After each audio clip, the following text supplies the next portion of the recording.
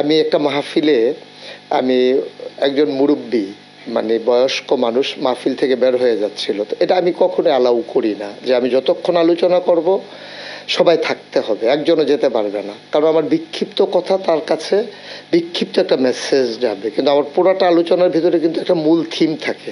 তো সে যদি অর্ধেক শুনে চলে যায় তাহলে তো সে আমার মূল থিমটা পেল না।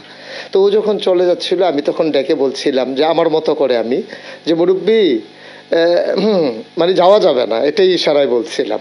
তো এটাই ভাবে যে আপনার ছেলেরা এইভাবে নেবে এটাই বুঝি নাই। তো এটার ভিতরে ওরা একটা আনন্দ খুঁজে পেয়েছে, এবং সরকারের বদল হওয়ার কারণে এখন যে সমস্ত মানুষগুলো মুরব্বির কাতারে ছিল যারা যখন পালিয়ে যাচ্ছে সেখানে ওই কথাটা চলে যায়, এটা যায় প্রসঙ্গক্রমেই যায়। এবং আমি একটা কথা বলেছিলাম যে এক লোক বের হয়েছে দাড়ি টাড়ি কামাই একবারে সমান, এখন সালমান এফ রহমান যখন দাড়ি কামিয়ে ফেলেছে তখন আমার কথাটা ওর সাথে হুবহু মিলে গেছে। আমি কিন্তু সালমান এফ রহমানের দাড়ি কামানো দেখে ওয়াচ করিনি, ওয়াচ করেছিলাম আগে, আর প্রসঙ্গ তো মিলে গেছে এখন এসে। তো এখন যখন যাই আমার গ্রামে হোক বাইরে হোক শহরে হোক আমি দেখি রিক্সার পেছনে লেখা মুরব্বি, তারপরে আমার ছেলেরা যখন গ্রাফিতি করেছে ওয়ালে ওয়ালে সেখানে লেখা আছে, তারপরে সোশ্যাল মিডিয়া আপনি যদি 100 রিলস দেখেন সেখানে দেখবেন 50টা রিলস হচ্ছে মুরব্বি। তারপরে আমি আজকে গতকালকে আমি গাড়িতে বসে বসে দেখছিলাম যে বিদেশি একটা লোক, তারে বোধহয় বাংলাদেশের কোনো একটা লোক শিখিয়ে দিয়েছে, সে আরবির সাথে মিশিয়ে বলতেছে মুরব্বি মুরব্বি, মানে ওটা বুঝতে পারছে এটা একটা আনন্দ ঘন বিষয়। 250-টিরও বেশি ডিজাইন অপশন নিয়ে ওয়ালটন স্মার্ট ফ্রিজ, বোঝে আপনার প্রয়োজন।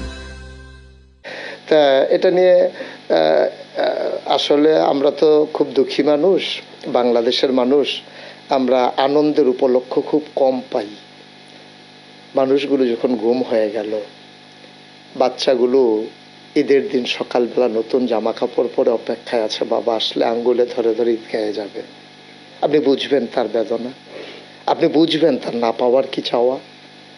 বাচ্চাটা কাপড় পরে মা সাজিয়ে দিয়েছেন, যাচ্ছে না, বাবা আসলে আঙ্গুলে ধরে ধরে ঈদগাতে যাবে। স্ত্রী জানে না তার স্বামী আছে নাকি নাই, আর সে ছোট্ট সন্তান হয়তো মনে করেছে কোনো কারণে বাবা দূরে আছে, আসবে আঙ্গুলে ধরে ধরে ঈদগাতে নিয়ে যাবে। আমরা দুঃখী মানুষ, ঈদগুলো আমাদের এভাবেই গেছে গত 15টা বছর। অনেক মানুষ গুম হওয়া, সে মানুষগুলো সন্তানগুলো ঈদের আনন্দ বুঝেনি, বিধবা না হয়েও বিধবার স্বাদ গ্রহণ করেছে আমার দেশের মায়েরা। আপনি বুঝবেন না এই যে কেমন আকুতি, সেই কষ্টের মাঝে দ্বিতীয় স্বাধীনতায় আমার মুরব্বী বলা যদি একটু আনন্দ দিতে পারে, আমি মনে করি 15 বছরের দুঃখ তাদেরকে ভুলিয়ে দেওয়ার জন্য একটা শব্দই যথেষ্ট। এই সময়ের যারা তরুণ মুরব্বীরা আছে তাদের উদ্দেশ্যে ছোট্ট একটা বার্তা দিবেন। আমি মনে করি যে যেদিন গেছে একেবারেই গেছে, কিছুই তার নেই বাকি। সুতরাং আমার যারা নতুন প্রজন্ম, আমি বারবার বলি তাদের চোখে আমি বিশ্ব দেখি, তাদের হৃদয়ে আমি ভাবতে শিখি।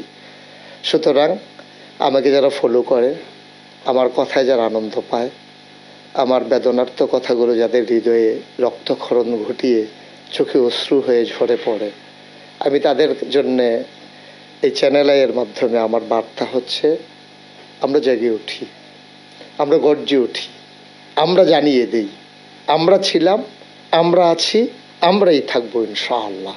আর এই ভবিষ্যৎ বাংলাদেশ বিনির্মাণে আমার এই ছেলেগুলো, আমার এই ভবিষ্যৎ প্রজন্ম তারা এগিয়ে যাবে সম্মুখ পানে। এখানে কোনো সংকোচ নাই, কোনো এখানে হৃদয়ের উষ্ণ ভালোবাসা বিলিয়ে দিতে কোনো কৃপণতা নাই। সবাই মিলে সবাইকে ভালোবাসি, সবাই মিলে কাঁধে কাঁধ মিলিয়ে আমার কাগজে পত্রের সোনার বাংলাকে প্রকৃত অর্থেই সোনার বাংলা হিসেবে গড়ে তুলি।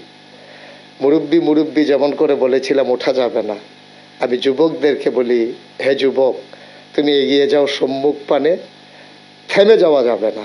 মুরব্বীকে যেমন বলেছিলাম উঠে যাওয়া যাবে না, আর যুবকদেরকে বলি আগানোর ক্ষেত্রে নো কম্প্রোমাইজ, থেমে যাওয়া যাবে না, আগাতে হবেই আমাদেরকে ইনশাআল্লাহ।